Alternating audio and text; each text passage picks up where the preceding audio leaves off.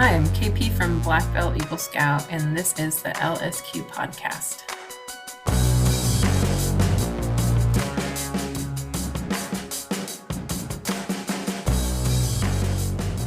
Hi, I'm Jenny Eliscu. Welcome to episode 87 of the LSQ podcast with KP from Black Belt Eagle Scout.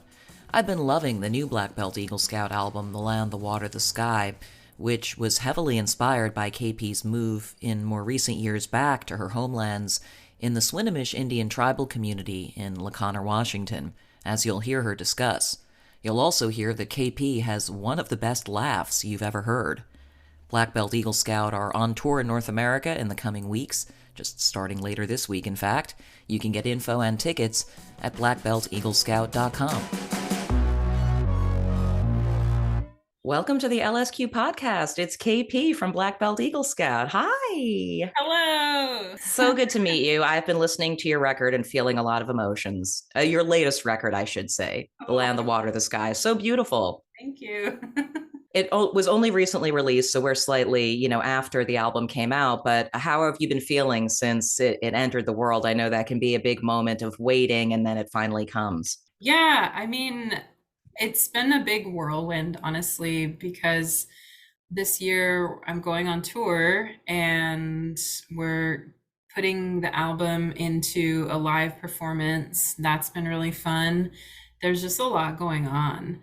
And with the album out into the world, I'm excited to be able to play the songs and to have people know the songs that come to the show rather than, because it has been done for about a year. I've been sort of playing them, but nobody's heard them yet. They're like, what is this?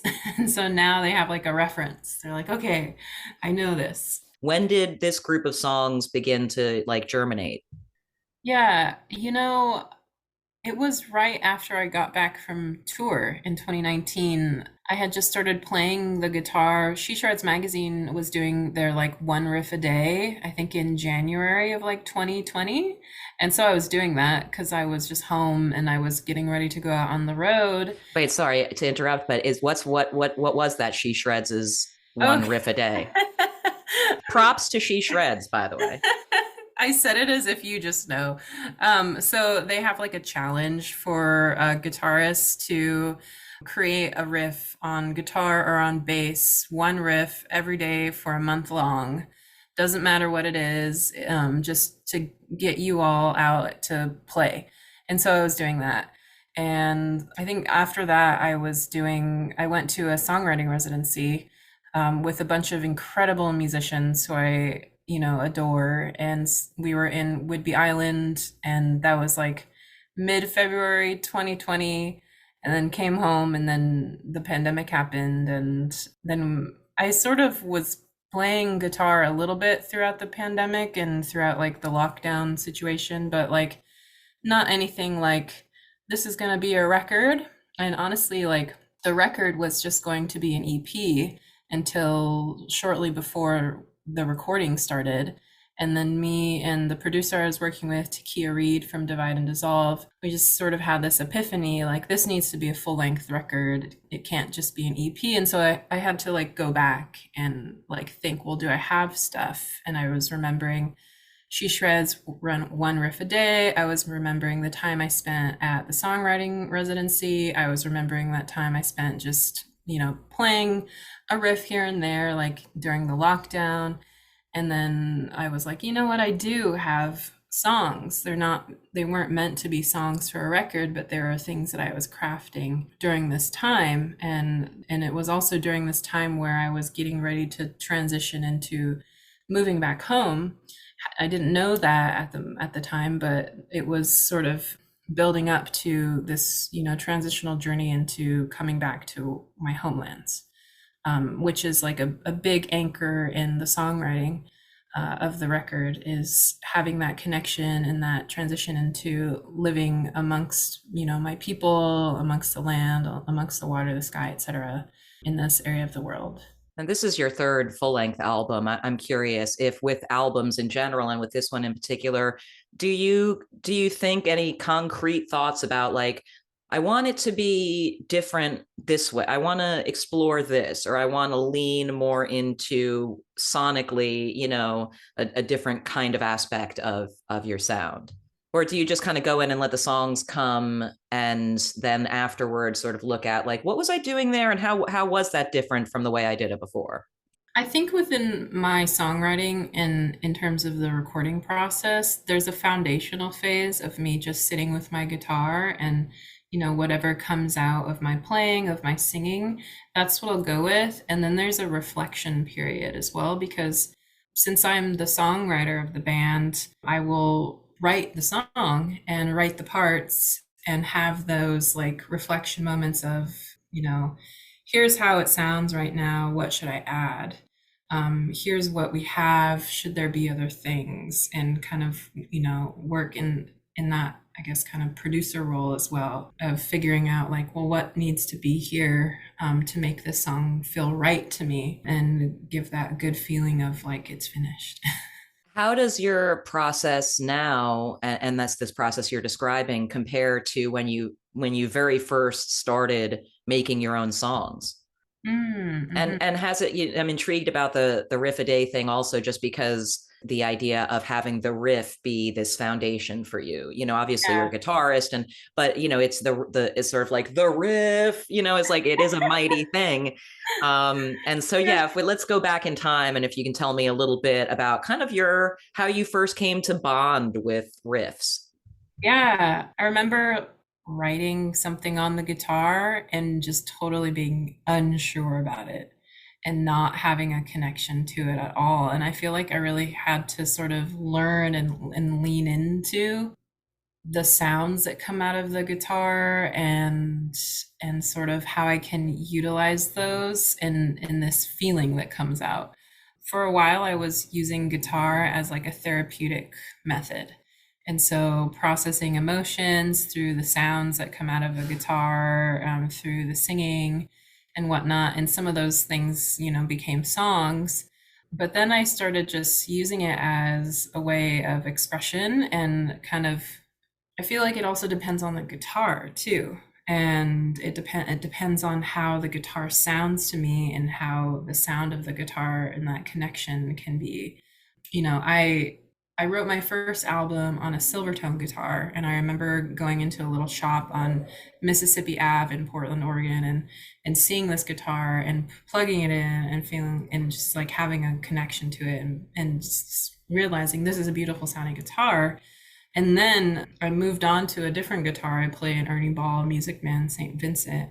And that guitar has all these really warm tones. And I'm just sort of drawn to this warmth. And so I think the warmth is what kind of leads me on into creating and writing songs that, yeah, I need that warmth. I also need to find the right guitar because probably when I was younger, when it sounded unnatural to me, I didn't have a connection to that guitar, I don't think. Um, Yeah, and you didn't know what else it might sound like yet. You right, didn't have the broader context for it. right. And what were the first things in life that made you feel that kind of creative spark that you now know so well is the thing? Oh my gosh, piano. Like I love piano. I just felt so connected to the piano and I wish I still wrote on the piano. I sort of have kind of shifted in my writing. I need to find a good piano. Tell me a little more about just the setting there. How old were you, and how did you learn to play the piano even, and how did that relationship evolve? I love your questions. Thank you. Like, yes, I will totally tell you. So the piano that I learned on is still in my parents' house on the res, and it's primarily because it's so heavy that it's like we can't get it out of there. Yeah, Uh, what does it look like? it's a really big upright Ludwig piano. It's super heavy. It's definitely out of tune right now. But when I was growing up, it was like the coolest thing. We had gotten it for like, I don't know, $200 from our friend Padma. She lived in this like kind of home in the remote part of our reservation. and we brought it in, wheeled it into our little house on the res, and like I just loved it because I remember being so drawn to the sounds of classical music. Like classical music really spoke to me for some reason. I think it's just because it has these kind of emotional types of sounds, and like the way that the piano is, it sounds very like fluid and like has some reverb and stuff, and it just was really drawn to it. And so I really wanted to learn Für Elise by Beethoven, but I didn't know how to read music. And so my parents found me a piano instructor, Judy Flores, who taught me how to play by ear. And so I learned Wow, what a cool skill. I learned how to play the piano by ear. And that's how I learned how to play Für Elise. Is I was sort of could read music, but mainly like heard it. And I think that's probably like what kind of directs how I play guitar is I have to hear it. Like I don't really read music on guitar. I can make things out by hearing. And I think yeah, that is the reason why that it has to sound. I have to have a warm sound in order to have a connection now these days. Yeah, and that upright piano too. My mom has one in her house, and I don't. I may sound like a novice saying this. Probably a baby grand or grand has a lot of warmth too, but there's something about that big rectangle. I feel Yeah. like that augments it. And how quickly did that kind of shift into you having ideas for melodies or for little piano riffs and that kind of thing that you would then explore? Yeah, I mean, I think I was in like eighth grade or ninth grade when I started realizing that I could write songs. I started writing songs with piano and with the guitar, and we had my family had just gotten like a computer, like a desktop computer, and it seems funny saying it now because everyone has computers pretty much, but like families didn't really have computers when I was growing up. And I used this like free recording software called Audacity, and just, would record just out of the computer mic and kind of tried to experiment and make like different types of things. And If I heard some of that stuff now, the earliest things that you were writing, do you think that it's recognizable as the beginning of what is your yeah, sound? Yeah. I think so. What are Yeah. some of the elements that feel like they've always been there? I think it's like some of the melodic vocal stuff that I do in my like current music with like the oohs and the ahs and the whoos, like that sort of stuff I think is shown within that. And I think also that definitely comes from like the sort of cultural music that I have in my life, with my identity and my heritage being from a Coast Salish tribe, but also like being from an Eastern tribe too on the Colville side and having powwows. So that sort of, it just is a natural way of like singing and expressing, is like just through like the kind of like vocal melodies. And it's just, yeah, I love sound. Like sound is something that is very special to me. And I think that recognizing that I love sound from this cultural aspect of who I am, I think I took that and I, used it to create my own sound and to create sound that makes me feel good, and that, I utilize to make songs and record records and play shows and go on tour now, because it's, a way of life that you can do. Yeah. But already when you were a kid, I know in high school you got involved with the rock camp for girls. Yeah.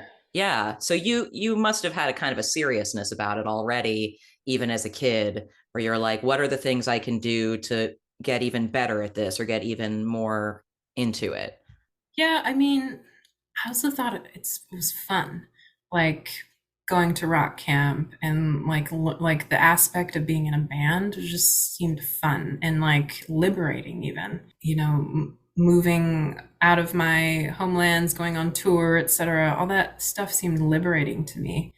And so that was another element of growing into music and learning and kind of pushing me to like learn different things. And I mean, I feel like I really credit the rock camp for giving me certain skills. Like I remember when I first went, I signed up to play guitar and there are too many guitarists. And so my second choice instrument was the drums.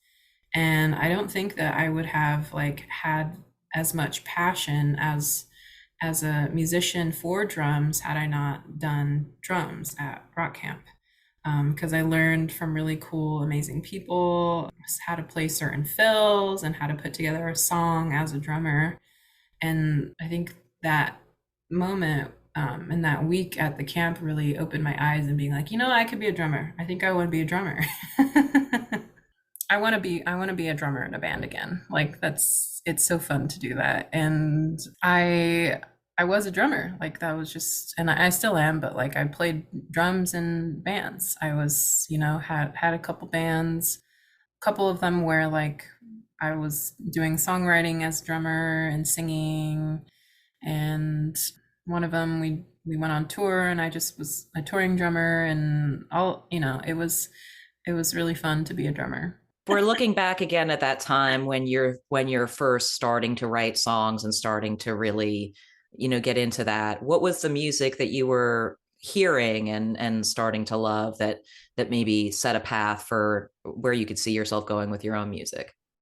Yeah, so the Portland music scene back then was really cool. There were just a lot of people doing kind of like, you know, basic rock formations, but like creating like psychedelic, punk, emo, post rock, just the any sort of music. And it was a music scene that was really supportive of local musicians and really supportive of the local scene of, you know, people wanting to come together doing house shows. House shows were a big thing for a while, and that was like a really big part of my like coming into musician time is the house show scene in Portland. Who were some of the specific artists that really felt like impressive to you at that age? One of the bands that I really loved, I mean, one of the musicians, I guess, that I like really loved and still do, played in, her name's Lisa Schoenberg, played in this band called Kickball that I opened for as my very first show at the Department of Safety in Anacortes. And then like would continue to see Kickball because they were incredible. And then saw Lisa play in this other band called Explode into Colors in Portland that were really, really amazing. And then continue to like see Lisa play in like other projects like Secret Drum Group and then, you know, teach with her at rock camp and do all these cool things. So like when I think about that, I think about like also just like supporting women and queer people in music during that time, and like being like a queer musician myself, like feeling supported alongside other people in the Portland music scene just to be who we are and do what we do. So that was something that I remember back then. It wasn't very long ago.